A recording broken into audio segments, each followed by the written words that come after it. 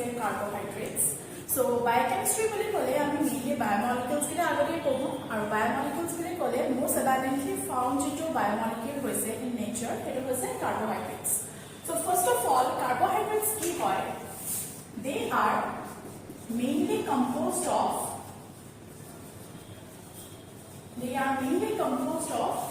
তিনটা এলিমেন্টস বুলি আমি ক'ব পাৰো যেটো হৈছে কাৰ্বন হাইড্ৰোজেন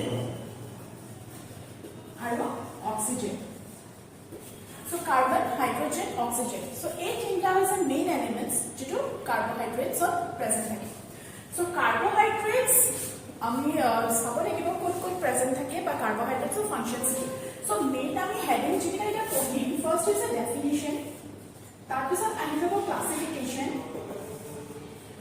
তাৰপিছত আহি যাব functions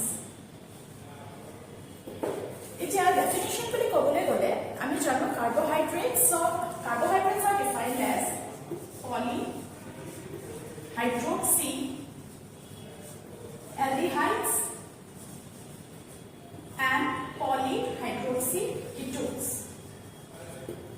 Why they are known as polyhydroxyaldehydes or why they are known as polyhydroxyketones? হেতু হৈছে যে carbohydrates or structure of যদি আমি glucose or structure চাও বা যদি আমি fructose or structure চাও carbohydrates or structure of যিকোনো এটা functional group থাকিব সেই functional group তো either aldehyde হ'ব নহলে বা ketone হ'ব so যদি carbohydrate to aldehyde as a functional group আছে those carbohydrates will be known as polyhydroxyaldehydes আৰু যদি carbohydrate to ketone as a functional group আছে সেই carbohydrates group জনা হৈছে polyhydroxyketones এতিয়া আমি এটো ডেফিনিশন হৈছে carbohydrates অর যে যদি আমরা খুলে যে what is carbohydrates এটা আমি কব লাগিব যে carbohydrates are the most abundant organic molecules in nature they are composed of carbon hydrogen and oxygen which is a very important point and lastly কব লাগিব যে they are defined as polyhydroxyaldehydes or polyhydroxyketones এতিয়া আমি যদি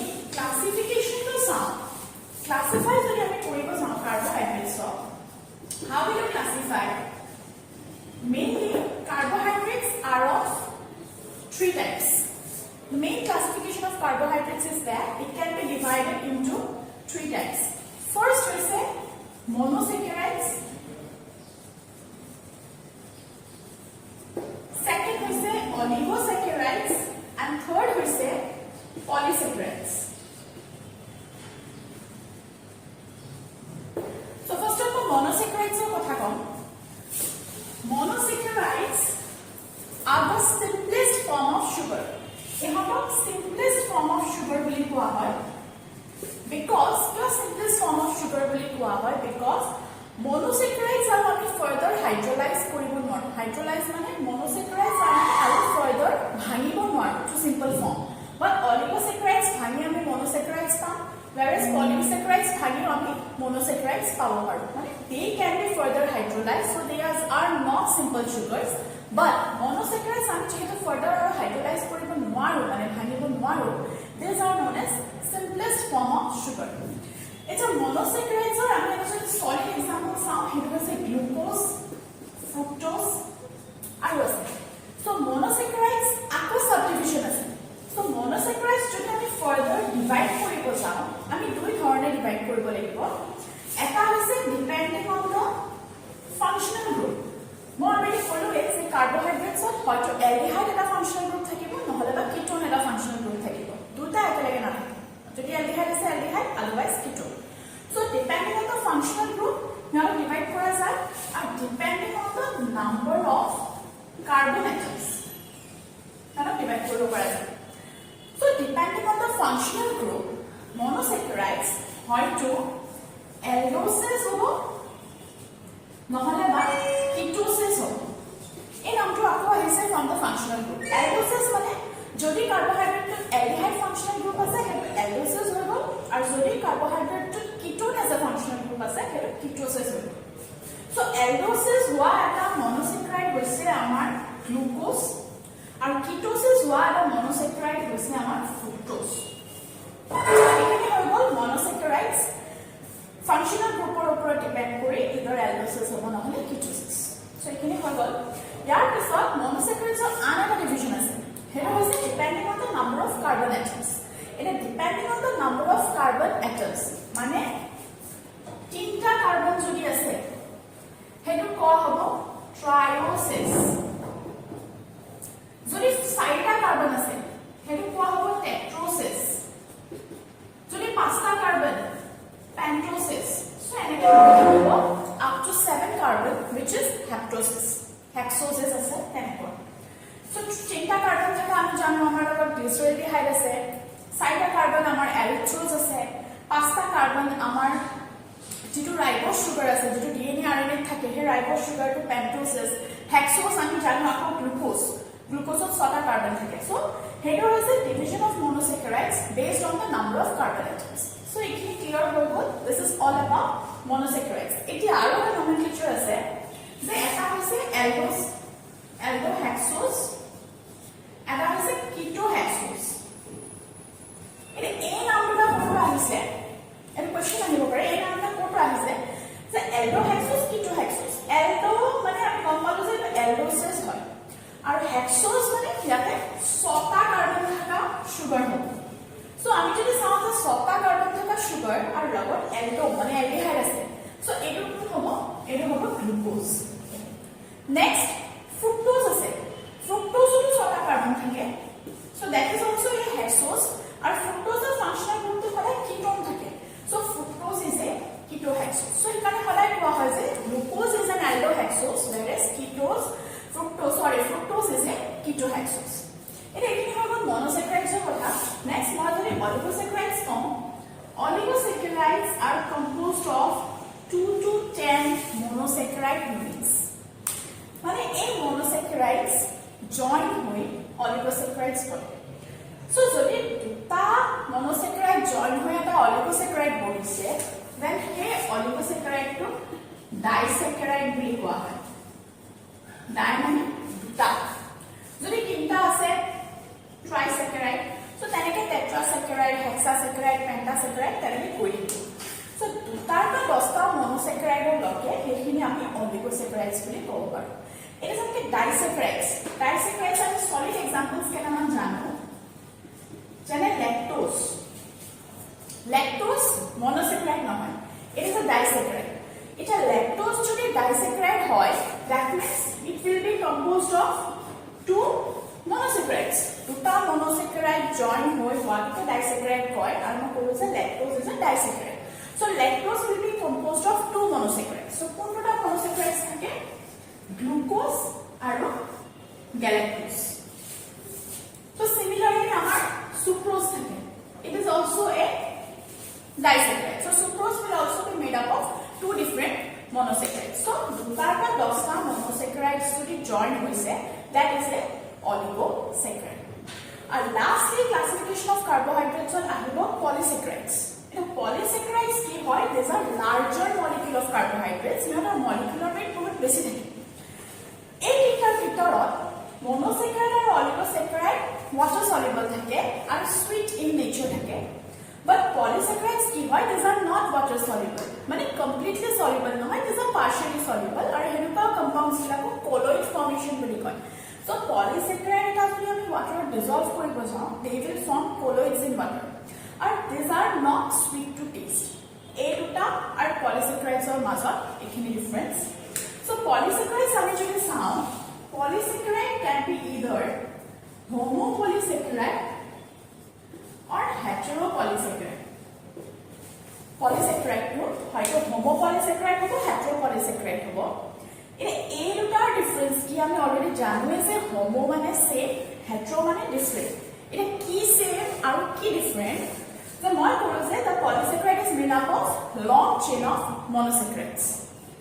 এতিয়া if আমি যদি এই homopolysaccharide টো ভাঙি আমি কি পাম? সৰু সৰু monosaccharides পাম. আমি সৰু সৰু monosaccharides পাম. এটা আমি যে homopolysaccharide টো ভাঙি সৰু সৰু monosaccharides পালো, যদি এই গোটেইটা monosaccharides সেম হয়, suppose আমি homopolysaccharide টো ভাঙি গোটেইটা glucose পাইছো, আমি গোটেইটা glucose পাইছো, that means all monosaccharides are same, then হলে হেতু হ'ব homopolysaccharid. আৰু যদি আমি heteropolysaccharid টা ভাঙিছো এনেকুৱা monosaccharide units পাইছো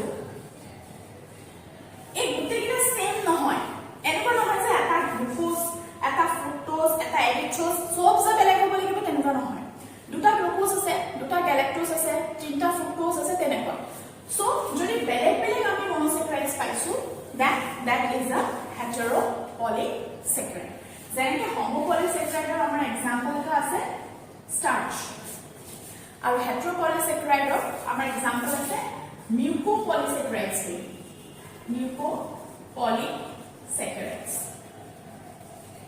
then our has it the polysaccharides के लिए क्वेश्चन पेपर में कहने के आते हैं explain heteroglycans এটা polysaccharides are also known as glycans so যদি এটা homopolysaccharide হয় এটা homoglycans বুলি কোৱা হ'ব আৰু যদি এটা heteropolysaccharide হয় তেনেহলে এটা heteroglycans বুলি কোৱা হ'ব so এইখিনি হৈছে classification of carbohydrates monosaccharides oligosaccharides polysaccharides monosaccharides are further division oligosaccharides দুটাৰ পৰা 10টা disaccharide trisaccharide tetrasaccharide pentasaccharide এনেকৈ কৰি থাকিব আৰু polysaccharides আছে homopolysaccharides or heteropolysaccharides আৰু এইখিনি পঢ়োতে লগত examples দিয়াৰ বা example দি পঢ়াটো বেছি ইম্পৰ্টেণ্ট এটা লাষ্টলি মই ক'বলৈ যাওঁ functions of carbohydrates যে carbohydrates আমাৰ body কি হেল্প কৰে যদি মই functions খিনি চাওঁ very important first function হৈছে carbohydrates are the main dietary source of energy. Carbohydrates are the main dietary source of energy. Next, mainly food khao, carbohydrates carbohydrates are maximum amount of energy among these. So that is why carbohydrates are known as the dietary source of energy. Abundant dietary source of energy. Next is the carbohydrates are present in they are also found in the cell membrane. Our cell membrane of carbohydrates present here, the fertilization of help for it. Cell adhesion to help for it. So cell membrane or plasma membrane of carbohydrates can plasma membrane structure to जानवे जो fluid mosaic model বুলি কোৱা হয় এনেকুৱা থাকে fluid mosaic model আৰু ইয়াৰ মাজত এটা proteins সোমাই থাকিব বাহিৰত proteins থাকিব এফালে proteins থাকিব সো ইয়াতে কিছুমান আমি চেঞ্জ দেখা পাওঁ এনেকুৱা আমি এটা কিছুমান চেঞ্জ দেখা পাওঁ এনেকুৱা চেঞ্জ দেখা পাওঁ সো plasma membrane এই পোরশনটো হৈছে lipid layer bilipid layer এটা থাকে তারে একটু হাইড্রোফিলিক ইন নেচার থাকে এই পোরশনটো হাইড্রোফোবিক ইন নেচার থাকে আৰু দুটা লেয়াৰ থাকে এখানে তা bilipid layer বুলি কোৱা আৰু মাছত যেবোৰ সোমাই আছে বা বাহিৰত যেবোৰ সোমাই আছে ইহঁতে হৈছে protein molecules এটা lipid layerতে হওক বা protein moleculesতে হওক এটা চেইনস কিছুমান অ্যাটাচ হৈ থাকে এই চেইনবোৰ হৈছে কাৰ্বোহাইড্ৰেট চেইনস এই কাৰ্বোহাইড্ৰেট চেইনটো যদি লিপিড লেয়াৰৰ লগত লাগি আছে then it will be known as glycolipid আৰু যদি এই কাৰ্বোহাইড্ৰেট চেইনটো প্ৰটিনৰ লগত লাগি আছে then it will be known as glycoproteins আৰু এই চেইনস বিলাকে সেল ফাৰ্টিলাইজেশনত হেল্প কৰে সেল এডহেশনত হেল্প কৰে এডহেশন মানে কি এইটা সেল এইটো মেমব্ৰেন হয় এইটা সেল ই আন এটা সেলৰ লগত যেটা বাইন্ডিং কৰিব যাব সেল সিগন্যালিংৰ কাৰণে হে বাইন্ডিং কৰাৰ কাৰণে এই মলিকিউলস বিলাকে এই চেইনস বিলাকে হেল্প কৰে আৰু এই চেইনস আৰ কম্পোজড অফ কাৰ্বোহাইড্ৰেটস আৰু যদি আমি ফাংশন চাওঁ most of the organisms had a plant বা microbes these are composed of carbohydrates মানে ইহঁতৰ যেটো outer surface থাকে that outer surface is composed of carbohydrates যেনেকৈ আমি জানো chitin বুলি এটা compound আছে which is a carbohydrate plantor আমি জানো cellulose আছে the fiber that is also a carbohydrate so carbohydrate also serves as the outer membrane structure of plant and microbes and different organisms. Our very important function is carbohydrates or je ami carbohydrate body store kori thoi dibo paru which is in the form of glycogen. আমি এই glycogen store কৰি দিয়াৰ main কামটো হৈছে যে আমাৰ বডিতে স্টাৰভেশন থাকে মানে আমি কাৰ্বস লোৱা নাই বডি এনার্জি নাই তেতিয়া বডি কি হ'ব ইন অ্যাবসেন্স অফ গ্লুকোজ যদি গ্লুকোজ থাকে গ্লাইকোজেন থাকে বডি গ্লুকোজ আগতে ৰিপ্লেস কৰিব বাট যদি তোমাৰ বডি গ্লুকোজ নাই তেতিয়া কি হ'ব গ্লাইকোজেন যিটো লিভাৰত স্টোৰ হৈ আছে that glycogen will be broken down by the process of glycogenolysis. The process of glycogenolysis will be and the process to through the glycogen will be broken down to produce glucose. Body glycogen breakdown to produce glucose. And then our glucose utilization body in absence of glucose जो हमें dietary form of one in case of starvation. It is glycogen जो already stored हो ऐसे in the body in the liver that will be broken down to give you glucose. इन्हें देखने से carbohydrates के अंदर सालों ताई भीतर ऐसा main structure ऐसे जो हमें जानने लगे और ये structure में जो भी हमें जाने से हमें कितना carbohydrate कितना drop हो गए. First जैसे हमें mainly जाने को लगे glucose structure. Glucose already बोलो it is a hexose. So that केटा carbon থাকিব তাতে 6টা carbon থাকিব. So 1 2 3 4 5 6. আমরা বলো যে গ্লুকোজৰ কোনটো ফাংশন থাকিব হেটো হৈছে aldehyde. এটো হৈছে aldehyde. আৰু যদি কিটোন হ'ল হয় এনেকুৱা হ'ব that is a ketone. But since glucose or aldehyde থাকে এটা simple bond so this is the functional group. এতিয়া গ্ৰুপস বিলাক attach কৰিব লাগিব so bote side hobo because carbonor valency hoise 4 so আমি এটা draw কৰি গৈ থাকিম এটা হৈছে glucose structure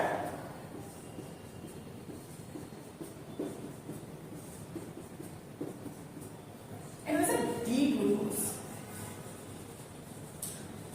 এটা D glucose কি L glucose কি হেটো মই আন এটা ভিডিও কম যত আমি পঢ়িম epimers enantiomers আৰু carbohydrates of metabolism portion টো এটা কি হৈছে যে এই গ্লুকোজ তো যদি আমি জানো আমি ইয়াৰ লগত কম্পেয়াৰ কৰি আমি বহুতকেইটা স্ট্ৰাকচাৰস ড্ৰ কৰিব পাৰিম যেনেকৈ enantiomers টো আমৰা কই enantiomers টো হৈছে এটা ডি ফৰ্ম আৰু এটা ফৰ্ম থাকে দ্যাট ইজ এল ফৰ্ম এটা D form and L form কি হয় these are mirror images of each other মানে these are stereoisomers carbon number same থাকিব just ইহঁতৰ arrangement খিনি বেলেগ থাকিব তো 6টা কার্বন হৈ গ'ল সেম বাট এইটো উল্টা হৈ গ'ল এখিনি উল্টা হৈ গ'ল